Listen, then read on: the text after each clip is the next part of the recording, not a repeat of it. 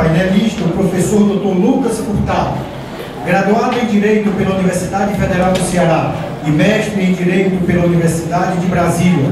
É professor da Universidade de Brasília e da Fundação Getúlio Vargas.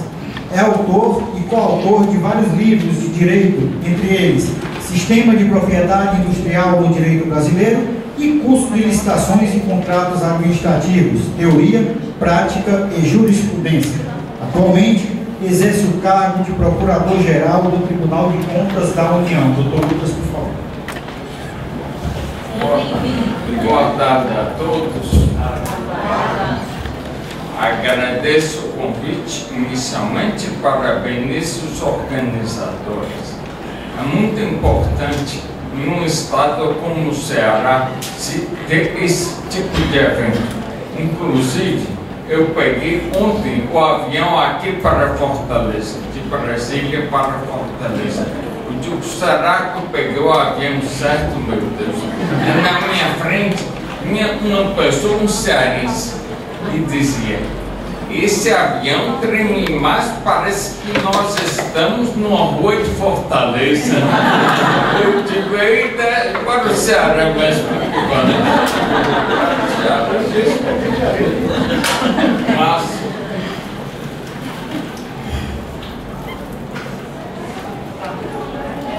quando eu sou cearense e quando eu fazia a faculdade aqui, me convidaram para trabalhar, para ser estagiário em empresa de prestação de serviço. Digo, das duas, uma. Ou vou ficar muito rico ou vou preso. Das duas, uma. Porque eles pegavam até proposta de concorrente, apresentavam papel timbrado de concorrente. Licitação são todas marcadas. Rara que não é. Rara que é a efetiva competição. Licitação é tudo jogo marcado. Se define quem vai ganhar antes de ser feita a licitação, como regra. Nem todas são assim, mas como regra são. Sim. Ou seja, quem está defendendo o erário, quem está defendendo o patrimônio público, tem que ficar muito esperto, porque eles são espertos demais. E uma forma é conhecer o preço, porque normalmente quando existe acordo, o preço sobe muito. Há o chamado superfaturamento. Então, uma forma de evitar acordo é conhecer o preço de mercado. A dúvida maior que temos no TCU é saber o que é o efetivo preço de mercado. Mas não sobre isso que viemos falar. Vamos conversar um pouco sobre licitações. Eu digo, esse pessoal ficar numa sexta-feira à tarde com o professor, com a voz do Papa João Paulo II, falando de licitações, com certeza fizeram alguma coisa muito errada para merecer essa condição séria. Um professor falando de licitação de uma sexta à tarde em Fortaleza e merece alguma coisa errada. Mas o critério é o seguinte, eu compro o café para a minha casa, o que eu gosto mais. O gosto que me leva a comprar determinado café. Na administração não é. A administração contrata pelo menor preço, como regra. Há os chamados tipos de licitação.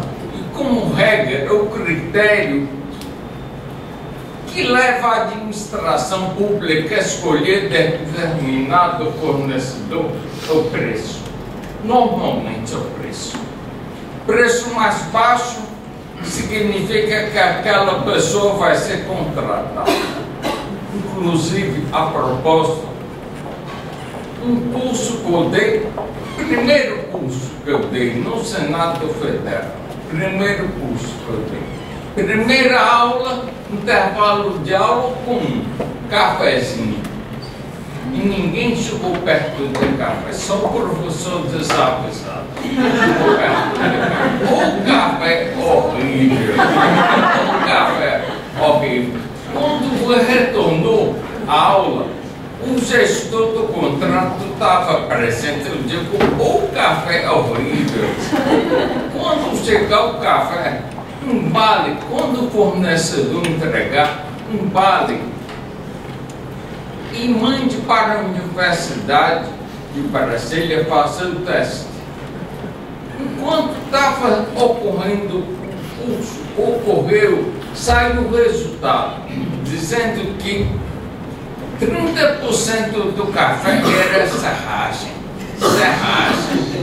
Descobriram que serragem fazia muito bem saúde, deve ser. Mas 30% do café era serragem, por isso o café era tão ruim.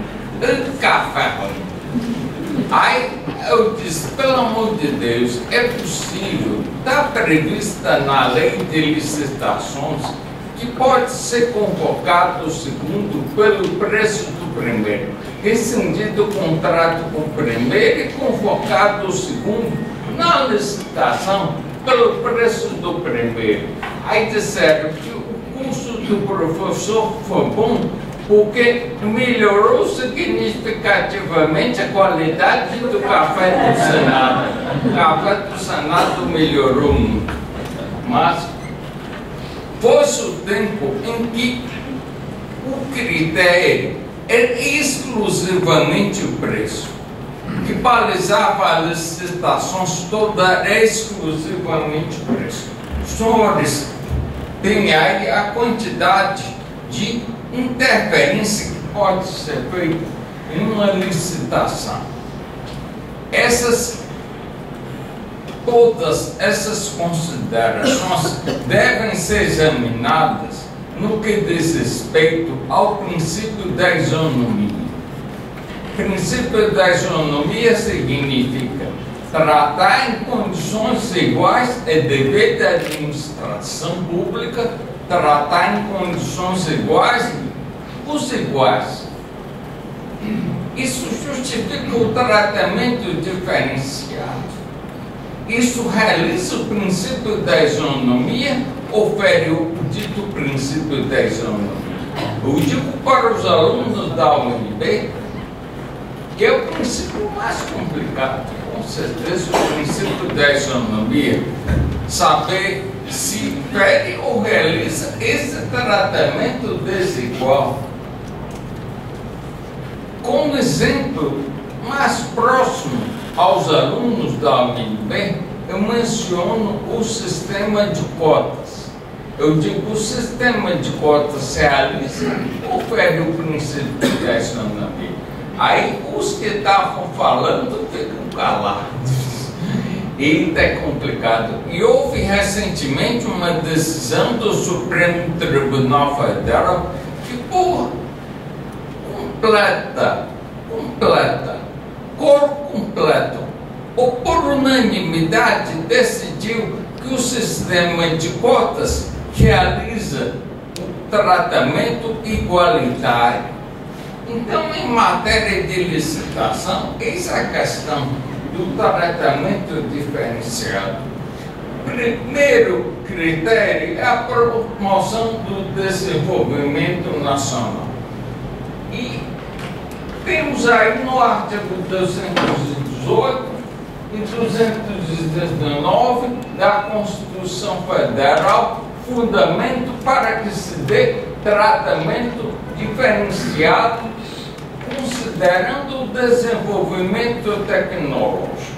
Então, a própria Constituição Federal, em alguns dispositivos, justifica expressamente esse tratamento diferenciado, em favor de quem se dedica a desenvolvimento tecnológico. Temos aí a alteração do artigo 3º. Eu digo para os alunos que o ponto de contrapartida para a licitação ao artigo 3º. O artigo 3º diz qual a finalidade, quais as finalidades e quais os princípios que devem nortear uma licitação. E foi acrescentado essa questão do desenvolvimento nacional sustentável. Em nome do desenvolvimento nacional sustentável, é possível que haja tratamento diferenciado? Essa é a pergunta. Isso é legítimo? É legítimo? Houve uma licitação há pouco tempo em que a União, o Ministério da Integração Nacional, ia fazer a licitação, era conduzida por esse ministério e objetivava a compra de 4.000 e não sei quantos retroescavadeiras. Compraram inicialmente apenas 499 retroescavadeiras. 499 parece preço de quem oferece promoção. Mas enfim, fizeram a licitação para comprar e compraram inicialmente apenas 499 retroescavadeiras. Isso foi parar, evidentemente, lá no TCU. Foi parar no TCU. O TCU disse: essas 499 passam, o restante não. Vamos examinar. Esse total passa, mas daqui para frente temos que examinar com mais cuidado. E o Ministério não comprou mais. Não comprou mais, considerando. Então, se falou hoje também em meio ambiente. A legislação também foi alterada em diversos aspectos para justificar tratamento diferenciado para beneficiar de alguma forma o meio ambiente. Mas a legislação não definiu critérios objetivos. Não definiu. Então, eu digo não faz parte dessa apresentação, mas eu digo que em matéria de avanço tecnológico, a legislação definiu os critérios de tratamento diferenciado.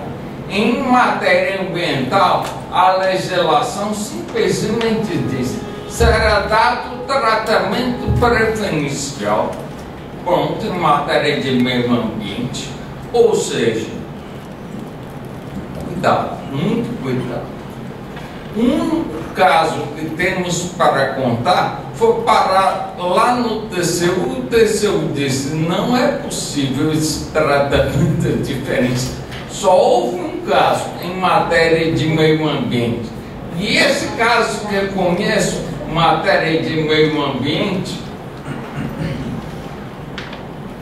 que foi parar no TCU, o relator, o presidente Benjamin Zimmermann, disse apenas que não poderia o tratamento diferenciado ser feito. Não poderia. Ou seja, cuidado, muito cuidado em matéria ambiental. Não é o caso de desenvolvimento nacional sustentável. A legislação define. Nesse caso das retroescavadeiras, apenas para terminar, seria um caso, uma licitação grande, gigantesca, feita pelo Ministério, em que somente poderiam participar quem fabricasse o equipamento no Brasil. Saber se isso é legítimo ou não. Saber se isso realiza ou viola o princípio da isonomia. Seria possível, em nome do desenvolvimento nacional, a licitação ser restrita a quem fabricasse equipamentos no Brasil A justificativa do Poder Executivo Federal é que, no futuro, haveria por parte do Ministério doação aos municípios das ditas retroescavadeiras. E não poderia um município requerer algum tipo de tratamento, algum tipo de conservação, de manutenção do equipamento doado, se o fabricante fosse de outro país. Nada contra os chineses, mas a questão foi colocada no seguinte ponto: para que fazer uma licitação no Brasil, gerar empregos na China? É bom fazer uma licitação no Brasil, gerar empregos no Brasil. Essa foi a questão principal. Isso justificou esse tratamento nacional favorável a quem fabricasse. Favorável não, porque esse edital só permitia a compra de equipamentos, só poderia participar da licitação quem fabricasse equipamentos no Brasil.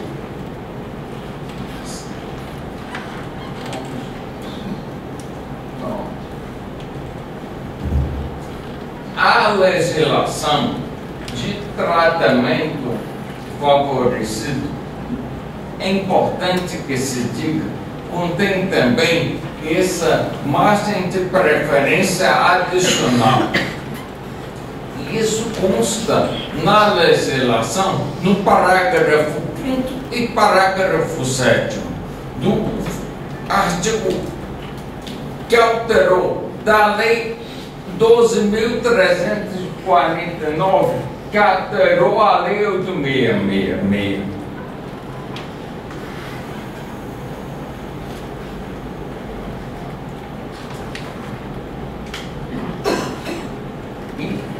Hoje, eu até brinco, digo para quem trabalha com licitação, que vê se tem uma vaguinha na área de pessoal, por favor, porque trabalhar com licitação é muito perigoso, é muito perigoso. Quem trabalha com pessoal, quando, por exemplo, é autorizado um pagamento ilegal em favor de servidor público, o que acontece? Nada, normalmente nada. Normalmente ninguém devolve. Quando ocorre de ter que ser devolvido o dinheiro, quem devolve é quem recebeu. Matéria de contratos e licitações, não. Sobra para o servidor público. O servidor público é condenado solidariamente, solidariedade passiva. Então, veja, quem trabalha com licitação, se tem uma vaga sobrando para o pessoal, é muito mais saudável, muito melhor trabalhar com o pessoal do que com licitações e contratos. Licitações e contratos, além de ser muito complicado, é perigoso. Muito perigoso.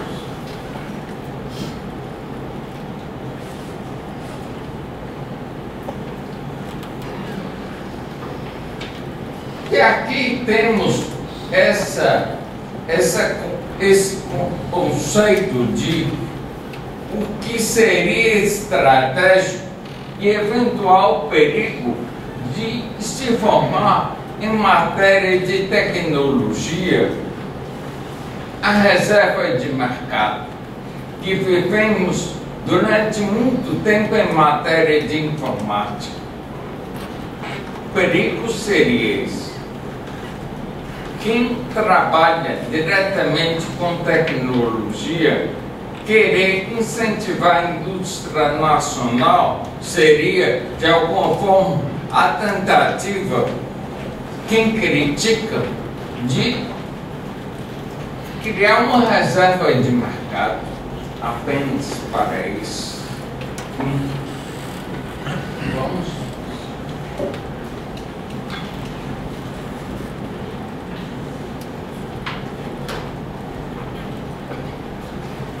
essa preferência, essa legislação de 98 menciona a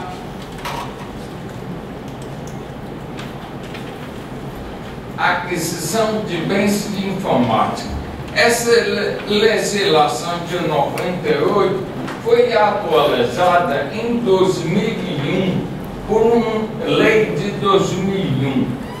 Então, foi confirmada a preferência que deve ser dada a produtos de informática produzidos no país.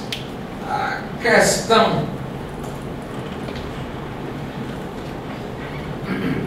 seria: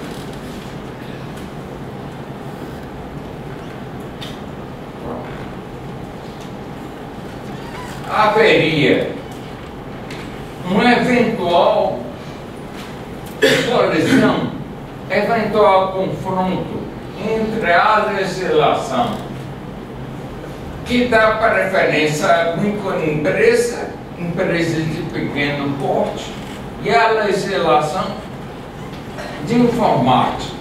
Qual prevaleceria?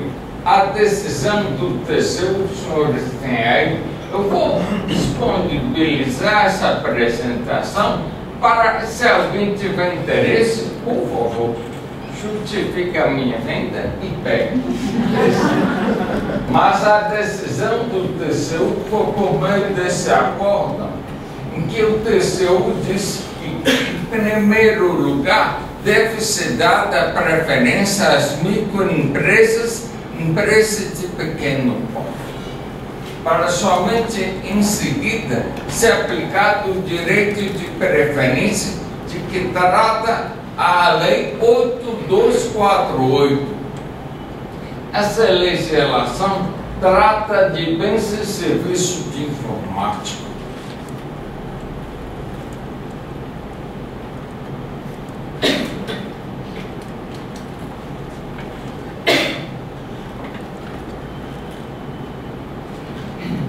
A questão da tecnologia também afeta a contratação sem licitação.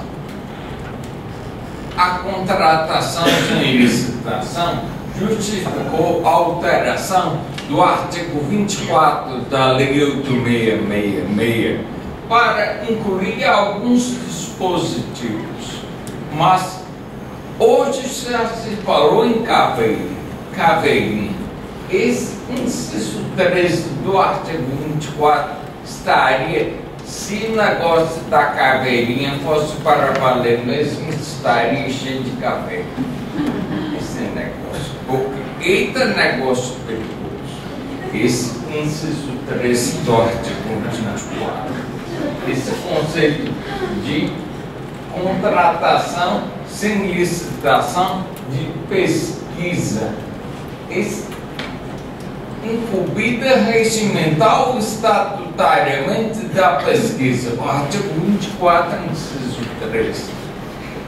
E tem negócio para dar trabalho.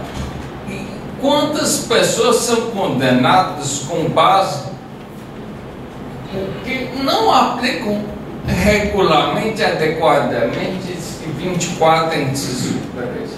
Mas foi acrescentado o artigo 24, inciso 21, o inciso 31, que tratam especificamente de tecnologia. Tecnologia, especificamente. Mas a questão principal do artigo 24, inciso 13, é porque se a instituição se dedica à pesquisa, o entendimento do gestor é de que ela poderia ser contratada para tudo. O que não é verdade. Existe uma necessidade de interpretação do artigo 24, inciso 13, para que haja entre o contrato, o objeto do contrato E a atividade desenvolvida pela instituição que é contratada para aquele fim, alguma pertinência. Houve instituição, disse para os senhores no começo, que eu trabalho no Ministério Público do Tribunal de Contas da União. Já vi casos em que houve contratação de entidade que se dedicava à pesquisa para fazer conservação e limpeza. Ou seja, nenhuma relação existe entre conservação, a menos que eu seja totalmente por fora. Mas não existe nada, nenhuma relação entre conservação e limpeza e desenvolvimento tecnológico. Mas houve casos de contratação.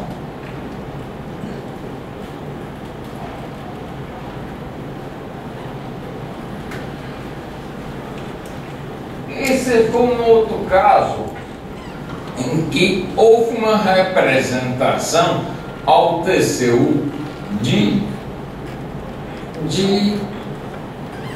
que em matéria aí temos o acordo. O entendimento do TCU é de que houve ilegalidade na contratação porque ela não se destinava exclusivamente à pesquisa e ao fomento, como é dito aqui em negrito. Como é dito aqui, o equipamento fosse destinado exclusivamente à pesquisa científica e tecnológica. Como não ficou comprovado essa exclusividade, houve por parte do TCU uma recusa. E o Ministério Público Federal adora a decisão do TCU, porque já conversei com o Procurador da República, que disse que quando chega um relatório do TCU, está tudo detalhado, qual é a ilegalidade, tudo já foi feito. Então, para sair uma denúncia é fácil. Então, existe a responsabilidade no âmbito do Tribunal de Contas e a responsabilidade no âmbito judicial. A pessoa responde tanto no Tribunal de Contas quanto na Justiça, penalmente, que não é agradável para ninguém, eu garanto, não é agradável. Muita gente reclama. Vamos próximo. Fundação de apoio. Muito já se falou sobre fundação de apoio aqui. Mas cuidado, muito cuidado. Eita, negócio perigoso. Fundação de apoio. As risadas já dizem que é muito perigoso esse negócio de fundação de apoio. Fundação de apoio, leia-se. Eu que trabalho na fiscalização, tudo que a universidade não pode fazer, ela joga para a sua fundação de apoio fazer. Está um trabalho terrível. Fiscalizar as universidades e suas fundações de apoio. A UNB, no caso, tem 4.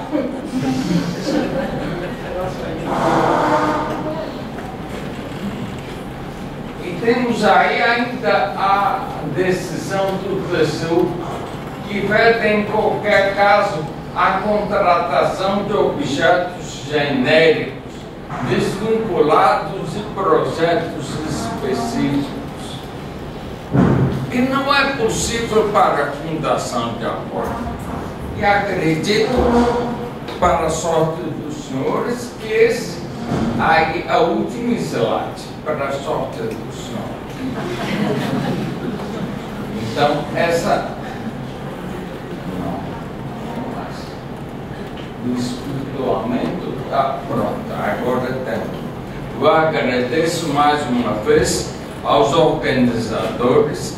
Com certeza me convidaram para esse evento porque não sabiam que há 4 anos eu tive um AVC que me deixou com essa voz do Papa João Paulo II. Então agradeço mais uma vez aos senhores e me coloco à disposição para eventuais dúvidas.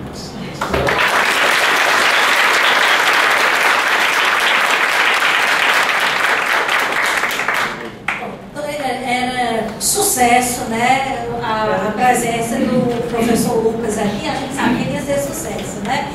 E o que nós agradecemos muito a presença, agradecemos também este evento está acontecendo aqui nas dependências do IPC, até porque isso sim mostra a vocação do Instituto, né? De fomentar essas discussões. Nós sabemos das caveirinhas e dos perigos e nós temos que estarmos preparados, tanto nós aqui que fazemos as auditorias e trabalhamos com esse perigo, como também para quem está do lado de lá tendo que vencer desafios enormes para conseguir efetivamente desenvolver uma política de tecnologia, de inovação nesse país. Com todas essas caveiras aí colocadas, né, professor Lucas? Então, primeiro, eu queria dizer que é um atestado de coragem, estar aqui abrindo e dizendo, temos problema, os problemas são esses que nós vamos tentar resolver.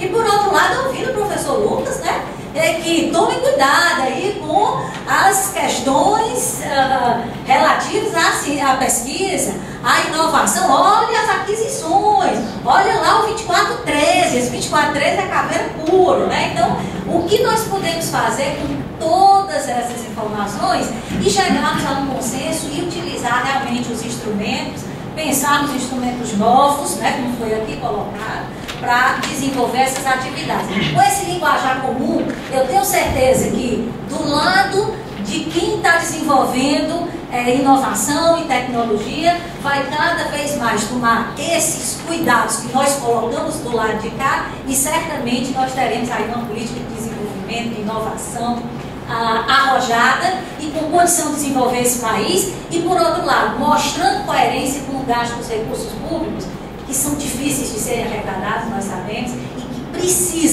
precisam chegar aonde deve chegar. Nós temos que garantir do lado de cá que esses recursos de fato chegam onde tem que chegar. Né? Então, agradecemos assim muitíssimo. Quero perguntar se há alguma mais questionamento a fazer, alguma pergunta. Até porque pelo adiantado da hora, tem uma pergunta? Então vamos, o presidente da FUNCAB a gente tem que abrir, né?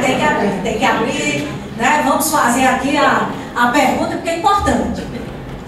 Lucas, parabéns, eu estou muito feliz em poder te reencontrar.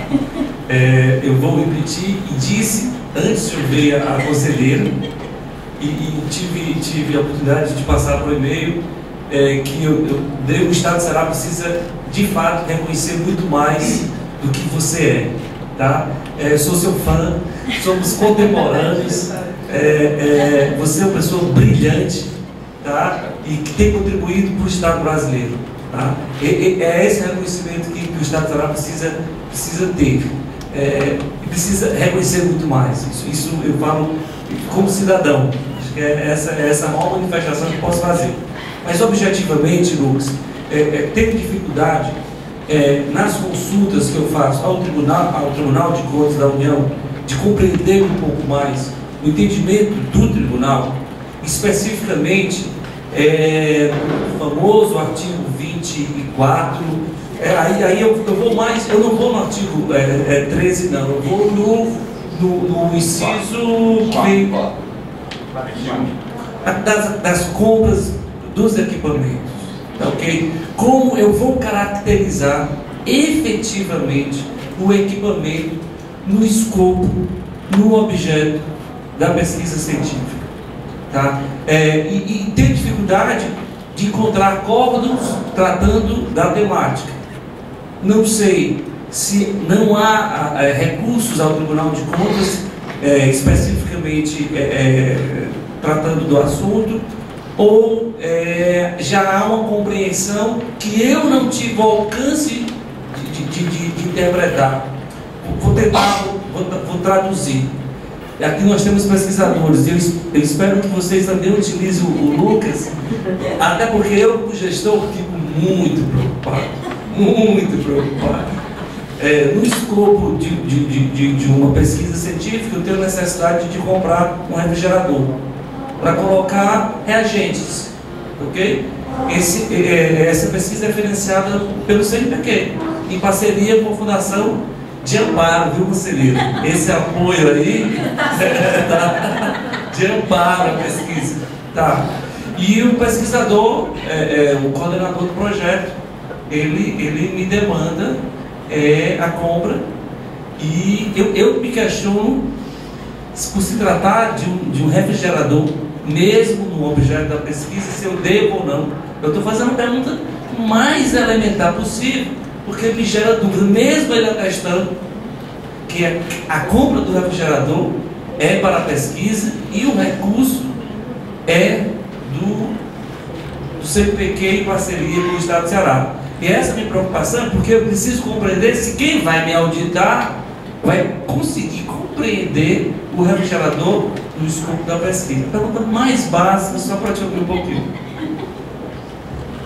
Em primeiro lugar, eu diria que o elevador vai ficar pequeno para mim.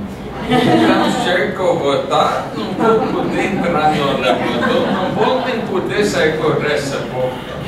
Espero que abra os dois lados da porta, porque não vou poder sair depois das palavras ditas aqui pela conselheira e pelo presidente. Vocês percebem. Mas, respondendo a pergunta, em princípio, gestor público foge da licitação como o diabo foge da cruz. Gestor público, como regra, odeia licitação. Licitação existe porque por trás existe o princípio da isonomia. Não é matéria legal, é matéria constitucional. Ou seja, se o gestor público tem cargo, qual a regra? A necessidade de fazer concurso público para preencher aquele cargo, porque por meio do concurso público, como regra, se realiza o princípio da isonomia, mas que nomeação para cargo em comissão. O mesmo acontece com matéria de recurso público envolvido em uma compra. É feita a licitação não porque o gestor quer fazer licitação, mas porque é obrigado. Sendo os recursos destinados à pesquisa, exclusivamente à pesquisa, hoje houve alteração para permitir uma dispensa de licitação, ou seja, que não se faça licitação, mas isso tem que estar bem justificado. Bem justificado. Eu até brinco com os gestores públicos, porque em direito administrativo muito se discute a necessidade de que todo ato administrativo seja motivado. Eu digo, gestor público que não motiva está perdido, porque o ato que ele pratica hoje talvez seja considerado ilegal daqui a 3 anos e seja julgado daqui a mais 3. Ilegal.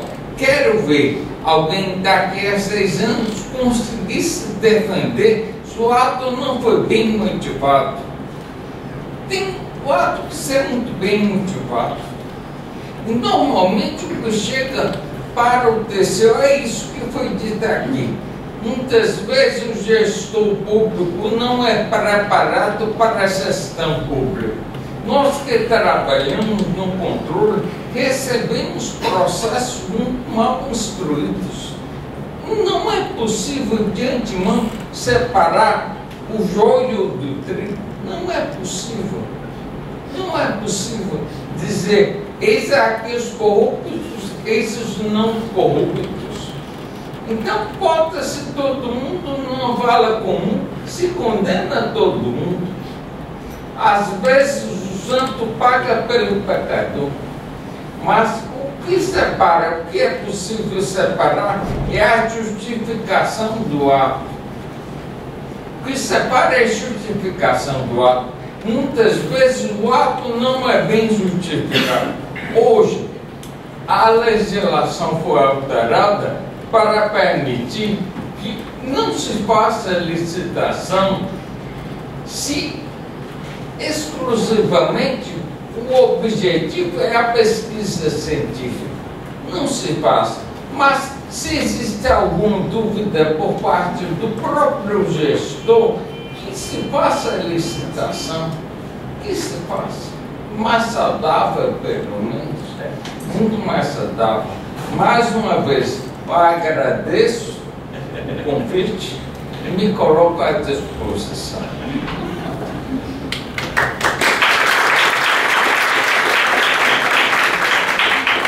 Tem mais algum questionamento? Ah, Fernando. É lá, doutor Fernando. E Fernando deve estar cheio de dúvida. Muitos. Tem alguns, mas eu acho que... Bom, parabéns pela exposição, excelente. Não elogia muito não, Fernando. Tudo bem. Bom, em acórdão recente, não sou especificamente da área de Direito, sou gestor público do Estado e pesquisador, sou da área de Ciência da Computação. Sou professor da universidade. Então, a minha pergunta... E aí eu vou dizer que ele está muito acanhado. Ele é o presidente da ETICE, da Empresa de Tecnologia da Informação do Estado de Ceará. Melhorou, né? Agora... Bom, então, a gente tem um recente acórdão do Tribunal de Contas da União que diz respeito à carona em registro de preço. Então, o que tem... A gente sabe que a carona, ela, em muitas ocasiões, deu lugar a abusos. Dúvida nenhuma, principalmente no que diz respeito ao preço de mercado e também na real necessidade de comprar aquele bem naquela especificação, pelo simples fato de já ter sido feita a licitação por outra em outra ocasião. Mas, por outro lado, a carona também, ela, se for planejada, ela pode diminuir muito o tempo de aquisição de um produto, né? Mas esse acórdão que eu citei, ele praticamente elimina a possibilidade da carona, porque exige que o órgão que vai conceder, apenas conceda se tiver dentro do limite que foi licitado, né? Aí, a meu ver, não seria o caso de fazer o ajuste em cima do preço de mercado, ou seja, em vez de eliminar a possibilidade de eu fazer a carona com outra quantidade, mas sim a possibilidade de eu negociar um preço menor com o fornecedor, por exemplo. Essa é a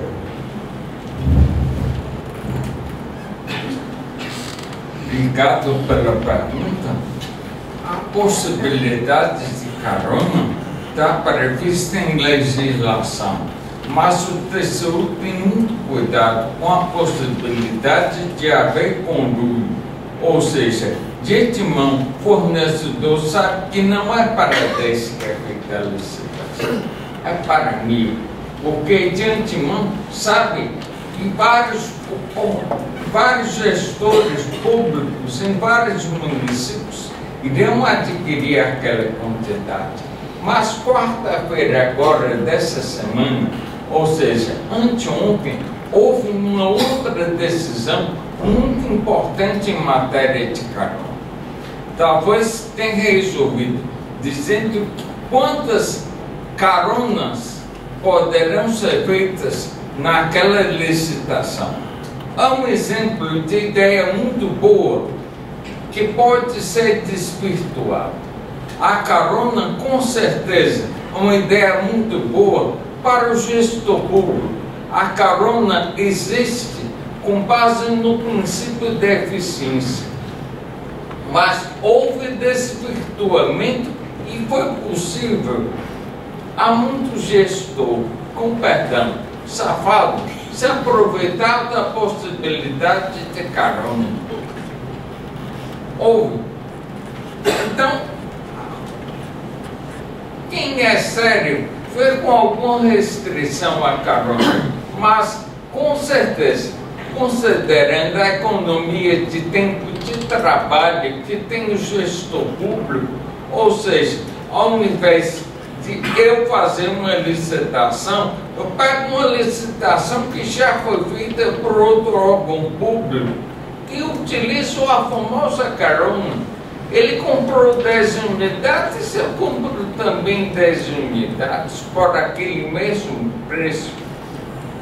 Talvez a ideia básica desse acórdão de quarta-feira, agora anteontem, foi que o edital, lançado inicialmente pelo órgão, dissesse quantas caronas podem ser feitas.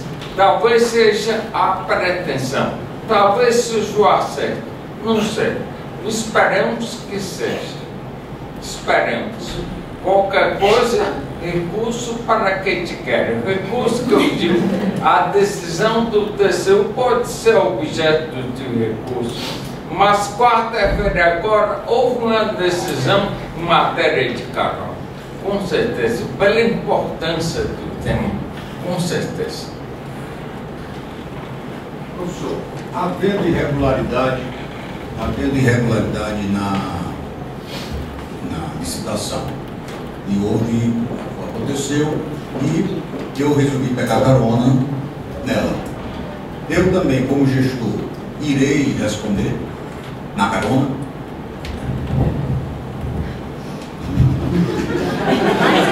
Apesar que eu não recebi nada de graça, de grátis, como diz o outro, eu dei essa palestra. Então, tudo depende de como a defesa é feita. Tudo depende da defesa que é feita. Não posso dizer nem que sim, nem que não. Mas, em princípio, havendo algo errado no começo, todos são comprometidos. Todos. Ou seja, Não pega.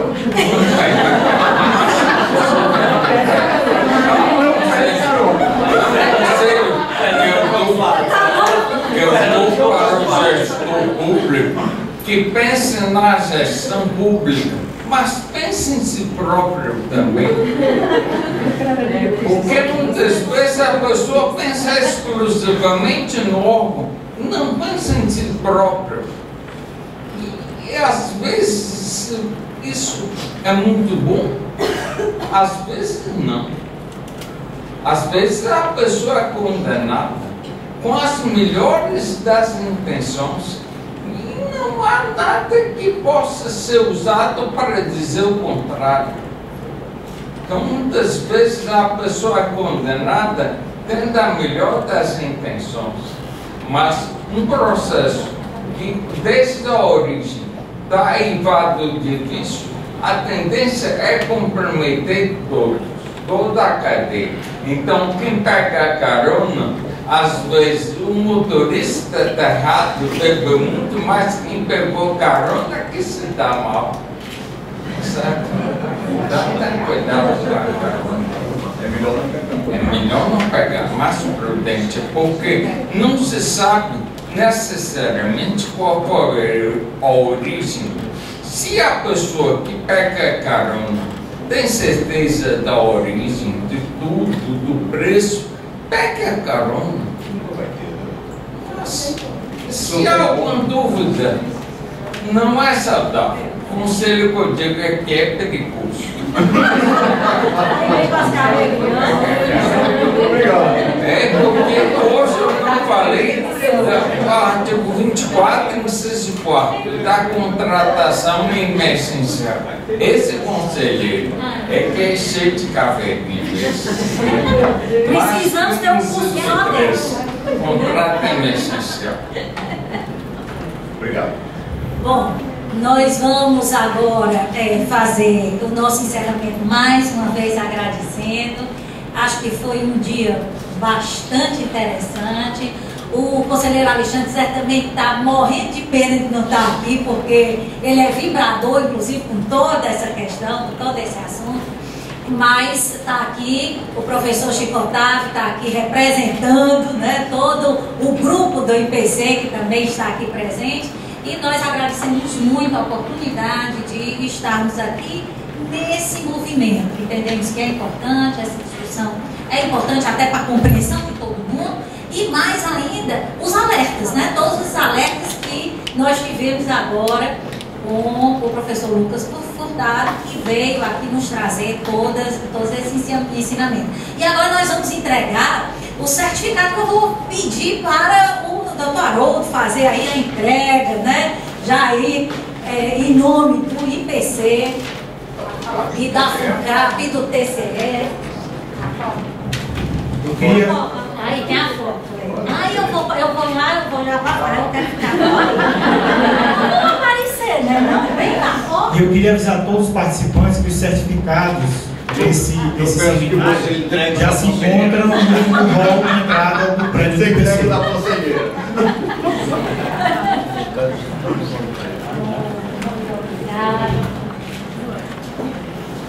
Todo mundo de boa.